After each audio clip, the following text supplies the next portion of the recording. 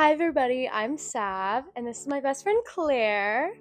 And we're going to talk about my debut EP, Waiting Game.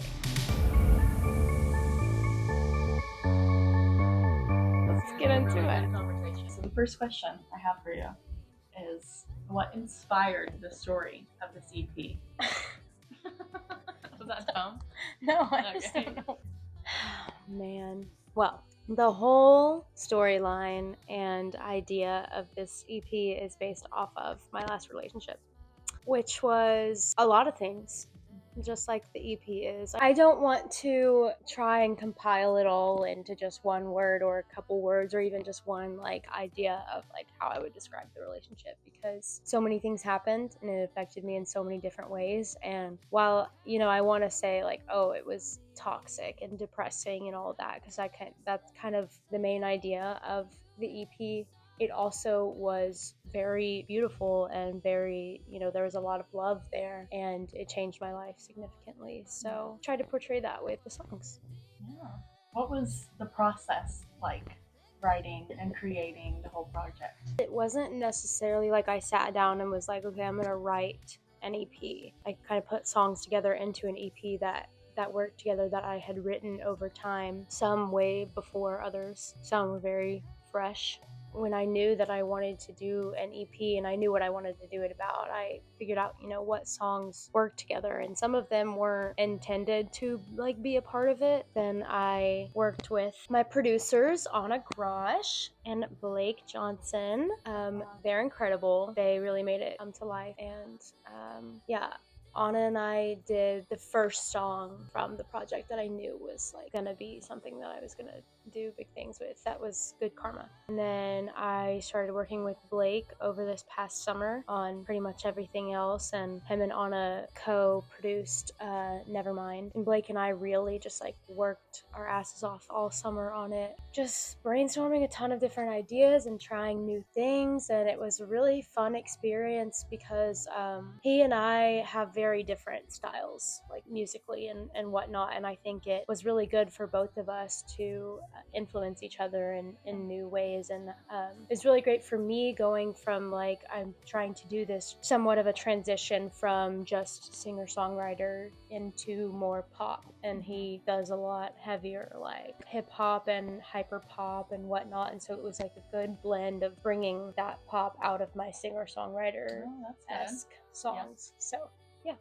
Was there a song that was easier or harder to write? To write. Two of the songs I wrote for my songwriting class last semester. As a songwriter, it's, for me, I found it a lot harder to write when given a prompt, rather than just writing from whatever it is that I feel or want to write about, which is interesting because usually that makes things easier if you have a prompt or guidelines. But I guess it's the idea of being felt like I'm being kept in a box, but it's a really good challenge to narrow down my specific skill set. I definitely would say Nevermind probably took the longest. I think I wrote it over a long period of time. It's a little bit more complicated structure wise when it comes to the musicality of it, and the chord structure is a lot different because at that time I was trying to be a lot more creative. I know that there are some fans out there that are really mad about a certain song not being on Oh the my EP, God. and me being one of them. Why is Child's Table not on this EP? Oh God. Okay, well, first of all, Child's Table has absolutely nothing to do with anything else, the EP or any of the other songs or anything. It's so unrelated. So that's the reason why. I would have put Child's Table out a while ago. Right. What about the single? But here's the problem I've been facing with that song specifically is I haven't gotten a good recording of it in a studio. I haven't found what producer would really be able to do it best. I'm sure Anna would do great with it. But this song is so different stylistically from any of my other music. It's very groovy. I hope musicians don't come for me, but I want to say jazzy. I don't know. That's the vibe you wanted. No, not necessarily, but that's just how it is, and the way that it moves. And then once I started playing with the band, that came out even more so with the percussion especially is very so I have a hard time knowing how to even attempt that. Could you talk about the theme of the story and why you're branding and advertising and doing all this this sort of promotion you're doing? Yeah.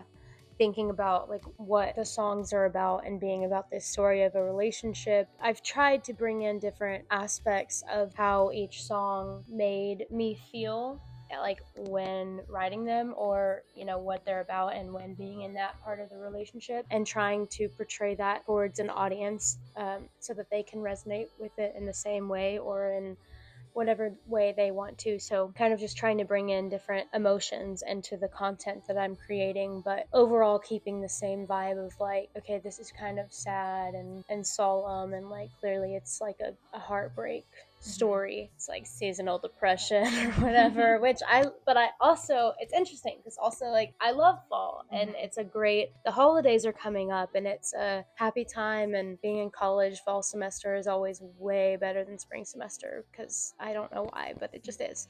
um and so it's this double, I don't know what to call it, like Juxtaposition. yeah, like Just double. like a relationship. Yes, Yeah. exactly. It's all Right. all the things. I don't. Right. There's just no other way to say it. Like Yeah. it's good and bad, Contrasting, and right. yeah. Green is just a Right, really yeah. important part of the whole thing, and not just this EP, but me as an artist. Like, and for branding purposes, it feels weird to say that I feel like attached to a color or like feel it in such a personal way, but it like just means so many different things to me that really kind of sum up who I am as a person and as an artist. What about the timeline of like, each song and how that relates to like the sequence of events, how that correlates to the order of the songs on the EP? When going through like how I wanted to put the songs in order, because I didn't have like a plan for it. Blake and I were working on that, and it was kind of tough to figure out how to put them in order because there was so much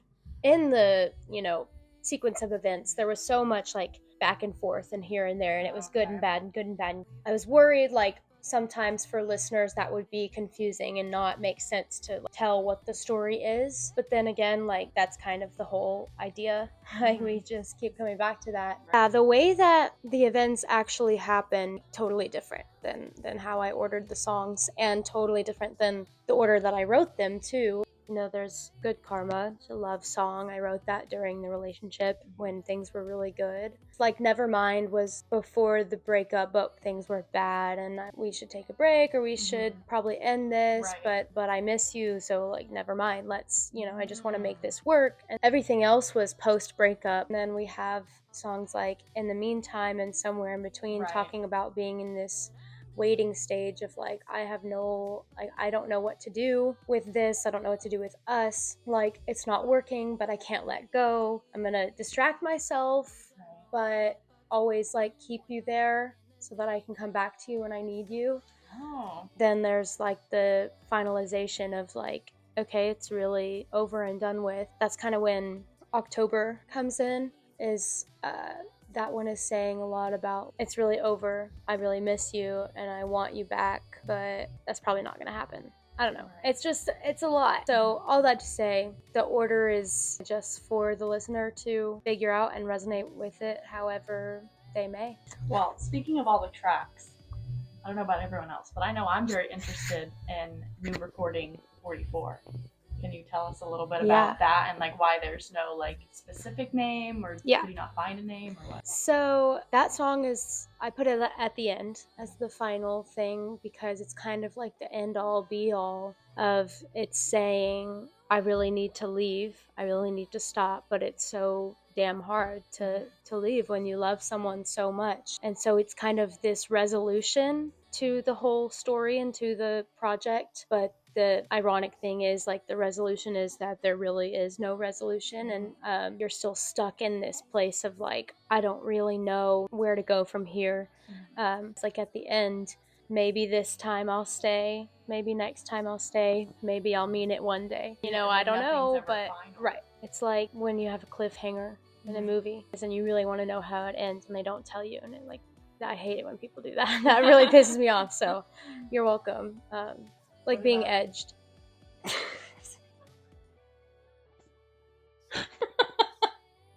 The title is New Recording 44 because it literally is New Recording 44 and Blake's phone, and that just worked out really perfectly because that's another thing I forgot to mention in the branding thing, like 444 Oh is yeah. just such Oh, a and it worked huge out thing really good like that. for the project and for me as an artist. And so we decided the song was so beautiful just by itself. Everyone that I ever played it for felt it really like emotionally, and that it was best in just like its raw form. So we just decided to use the voice memo as the song. Well, speaking of your audience, what would you say is your favorite song on the EP, and what do you think the audience will like the most off this EP? My favorite is Good Karma, and I do think that's my favorite song of all of mine, old and new and unreleased, that I've ever written. It's just so beautiful and in so many different ways, and has evolved so lovely. I don't even like, it's hard to find the words to describe how it feels to me, but I love it, the music, and I love it lyrically. I think it's one of my best lyrical works. And what I think people will probably resonate the most with, it's hard. I feel like everybody is so different, and I think the whole project has something for everyone to kind of vibe with or whatever, but I definitely think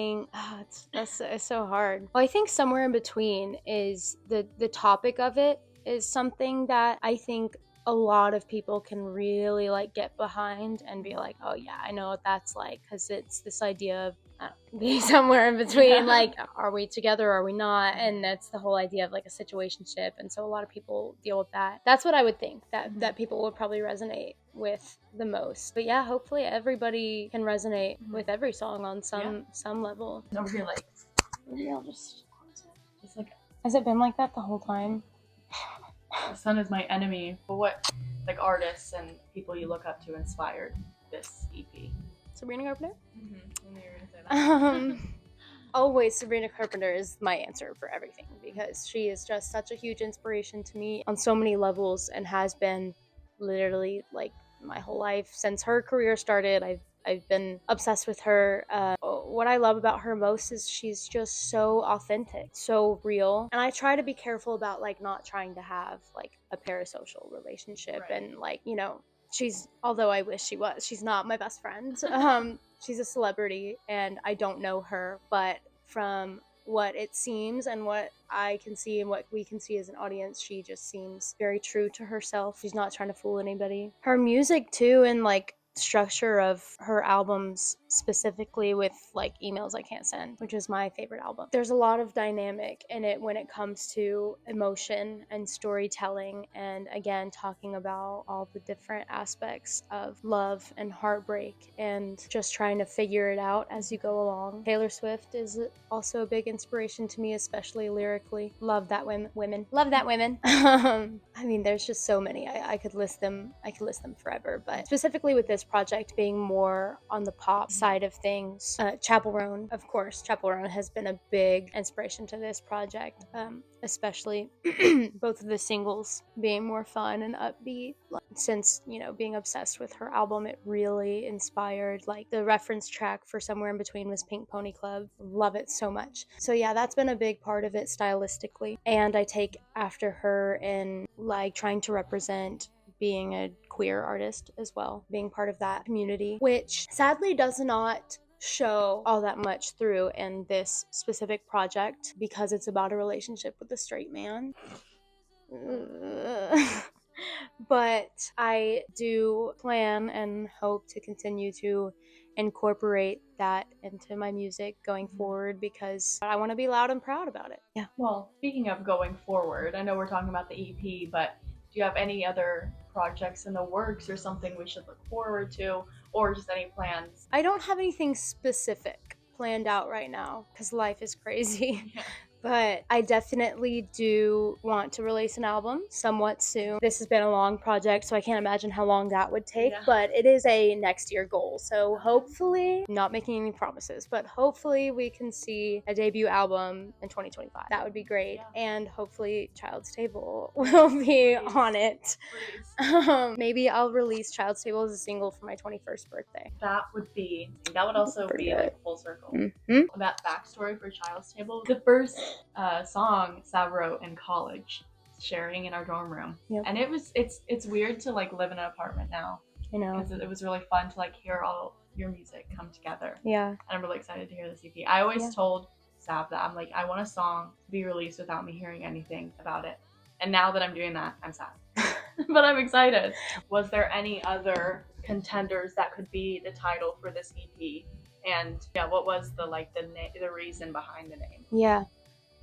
There were a lot of other contenders. I had a hard time trying to figure out the name, but once I thought of Waiting Game and wrote it down, even though I kept contemplating with it for a while, I think I knew. Like, I was like, that sounds the best, and it completely, totally, exactly sums up the whole idea. Like, that is what this EP is. It is what the relationship was. It's what love is oftentimes, and the story is a waiting game. I mean, it truly is, and that is how it kind of ties into the whole theme of being like sad and solemn and fall, even though there's some fun parts of it. Like, love can be great, but you often have to just wait and wait and wait. I was thinking of some other titles. Like, I definitely knew that I wanted the title to be something that was based off of a lyric from one of the songs. I thought about doing Somewhere in Between as the title, making it like the single and then the title of the EP. The other really big contender was Purgatory,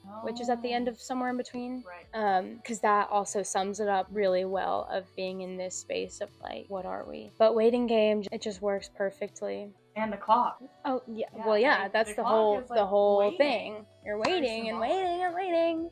Well, speaking of the title of the EP, what do you want as an artist the audience to get, the overall message? Going back to talking about New Recording 44 and the non-resolution of it, that is kind of the overall message that I'm trying to send, which sometimes feels like counterproductive or whatever the word for that is, because it's like the message is not clear, but it's not supposed to be clear. You know, you have to figure it out, just like you have to figure out everything else in your life, and just like you have to go through the motions and figure out your relationship. In the end, I don't say this necessarily in the EP or with the EP, but I will say this from me as an artist, and my advice for going through life and going through relationships is you should not wait for someone. Mm-hmm. It is a waiting game, but you don't have to play the game, because you can't ever be a winner. There is no winner for the waiting game. It's a lose-lose. So it's best you just not play, because it will fuck you up. So know your worth and don't wait around for things to happen to you. You have to make the shit.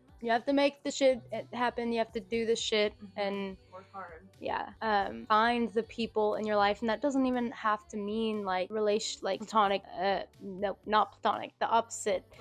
Romantic relationships. That can be friendships or family or whatever it is. Professional relationships even. Surround yourself with people that are going to make you a better person and not make you feel like shit, even if you love them. Especially if you love them. That's very true. Well, I love that the album is so like, it's about a specific thing, but to anybody listening, it could be about a parent figure, a sibling, a friend. Like, really, it doesn't have to be. Absolutely. It's very... And I agree, like, so everything's a waiting game, and I like that it doesn't have a resolution. I like that it's like, sorry. Because you're left waiting. Yeah, and because you have to figure it out yourself. Yeah. There's never going to be, like, the only person you can ever count on is yourself. Yep. So, anyway. We've been Clavami. Minus Emmy. So, Clavana. Oh. Clavana. Or I guess I'm not Savannah anymore. Clav. Thank you guys for listening / watching. Sounds dumb. #/ comment down below and like and subscribe. Stream it October 18th. Period. This is gonna come out after it's released, but still stream it. I hope you enjoyed hearing a little bit more about the EP, and you better go stream it because it's awesome and fun and cool. It's so good. Waiting game. Sad. Period. Okay. Bye. Mwah.